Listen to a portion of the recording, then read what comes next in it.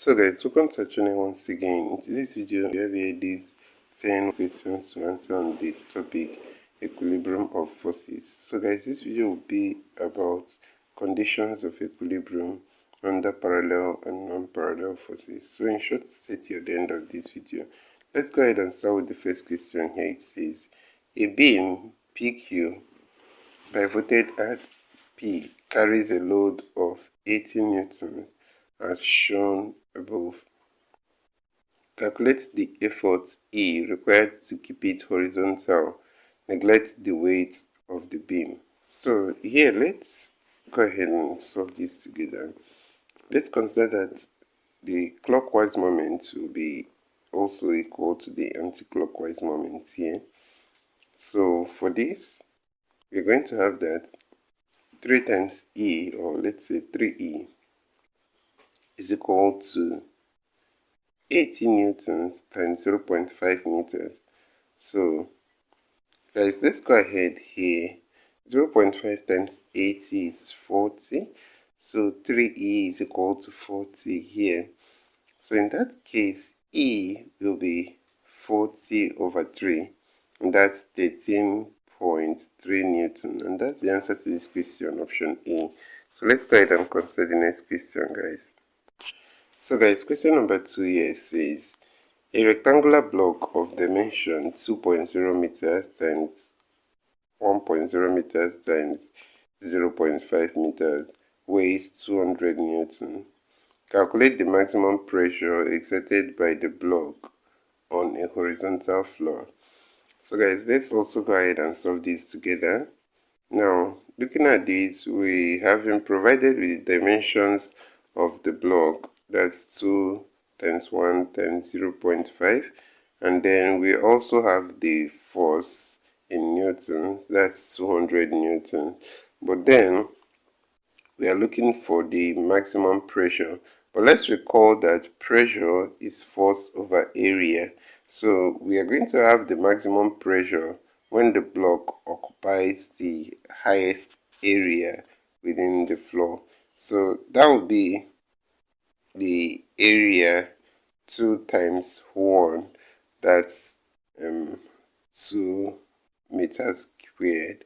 So if we have 2 meters squared as the area now, we are going to actually calculate the pressure as 200 newtons over 2, and that's 100 newton, guys, and that's the answer to this question. Option A is the answer to this question, and that's it. So let's go ahead and consider the next question. So that's question number 3 here. It says, the diagram beside shows a box X of weight W resting on a plank PQ that has its lower end P hinged to a horizontal floor PR. The plank makes an angle of 90 degrees with the floor. Use this information to answer the questions below. As the end Q of the plank is raised, the component W normal to the plank will A. decrease, B. increase, C. be slightly greater than W, D. remain the same. So guys, the answer to this question is option A. The component of W normal to the plank will decrease, and that's it for this question. Let's go ahead and consider the next question. So that's question number 4 here. It says, suppose 3 identical steel balls Q, R, and S are placed on an undulating ground as illustrated in the diagram above. Which of the balls is/are in neutral equilibrium? We have Q, we have R, we have S. So option A says R only, option B S only, option C Q and S only. Option D, Q only. So guys, the answer to this question is option D, and that's Q only. So that's it for this question. Let's go ahead and consider the next question, guys. So that's question number 5 here. It says, the diagram above illustrates a ball of mass M sliding down a plank inclined at an angle of theta to the horizontal. The normal force on the ball is A, mg sin theta, B, mg tan theta, C, mg cos theta, and D, mg cot theta. So guys, the answer to this question is option C, mg cos theta, and that's it for this question. So let's go ahead and consider the next question, guys. So guys, question number 6 here says, the diagram beside shows a box X of weight W resting on a plank PQ that has its lower end P hinged to a horizontal floor PR.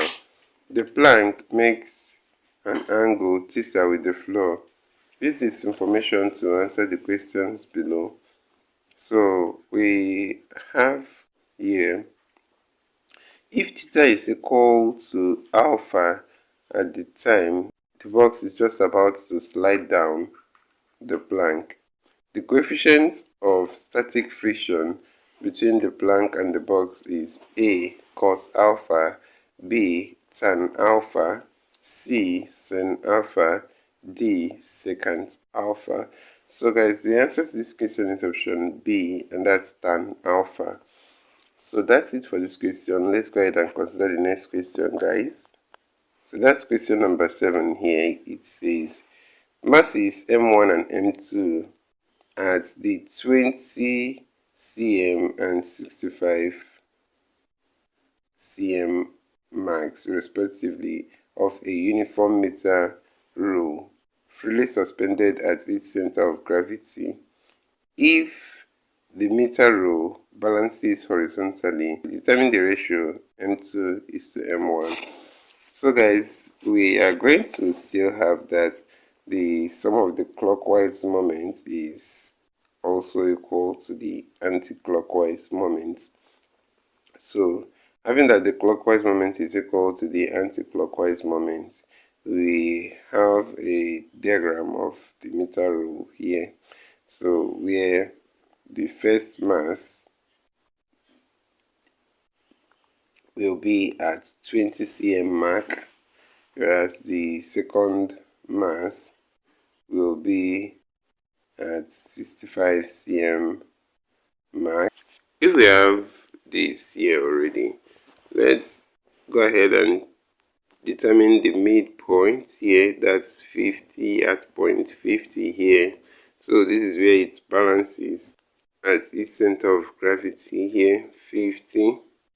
So now if this meter rule balances at 50, then it means the distance of M1 from this center is 50 minus 20, and that's 30 cm.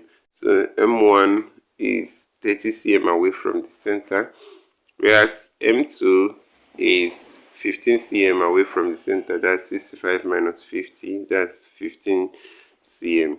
So it means that 30 times M1 will be equal to 15 times M2. That's 30 M1 will be equal to 15 M2. So if 30 M1 is equal to 15 M2, it means that M2 is equal to 30 over 15 M1, and then M2 over M1 will now be equal to 30 over 15. So M2 over M1 is equal to 2 over 1. So the ratio here is 2:1, and that's option B. So guys, option B is the answer to this question. Let's go ahead and consider the next question here. So that's question number 8 here, guys. So question number 8 here says, the diagram above illustrates a uniform meter rule which is balanced on a pivot by some masses, calculate the value of n. So guys, looking at this meter rule here given to us, we are going to actually do a replicate of this. So we'll have this meter rule, and then we'll draw the angle here showing the midpoint or the center of gravity where it pivots. So here will be from a distance of 10 cm to the right shows where the mass 100 gram is suspended, and then we have remaining 40 cm to the right here. So whereas from the left, from the tip of the rule to where the mass m is suspended, we have 10 cm here, and that's it. So let's also note that if this distance is 10 cm, it means that the distance from the mass to the center where it pivots will be 50 minus 10, and that's 40. So if we use that this anti-clockwise moment is equal to the clockwise moment, or let's say the clockwise moment is equal to the anti-clockwise moment, we are going to have that 40 m is equal to 10 times 100. So in that case, 40 m is equal to 1000. So if 40 m is equal to 1000, then m is equal to 1000 over 40. So that's 100 over 4, and that's 25 grams. So guys, option D is the answer to this question, and that's 25 grams. So let's go ahead and consider the next question, guys. So the question here says the resultant force in a couple is A, the product of the forces, B, infinite, C, 0, D, the sum of the forces. So guys, simply the answer to this question is 0. Now in a resultant, the resultant force in a couple is 0 because in a couple we have two forces that are equal and opposite.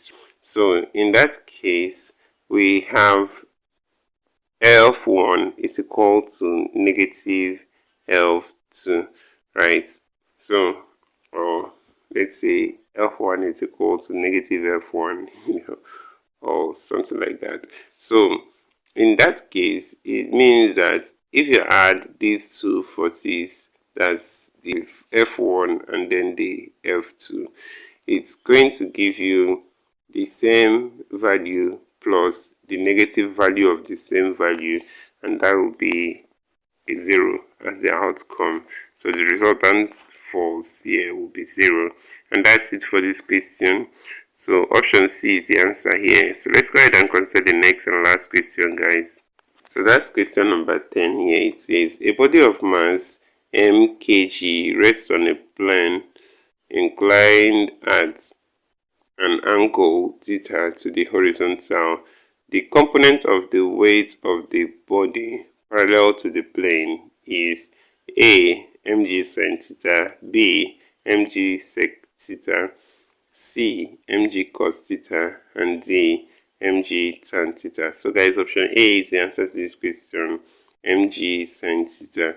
And this is where we'll end this video for today, guys. If you enjoyed this lesson, please give it a thumbs up. Don't forget to subscribe to this channel if you're not yet a subscriber.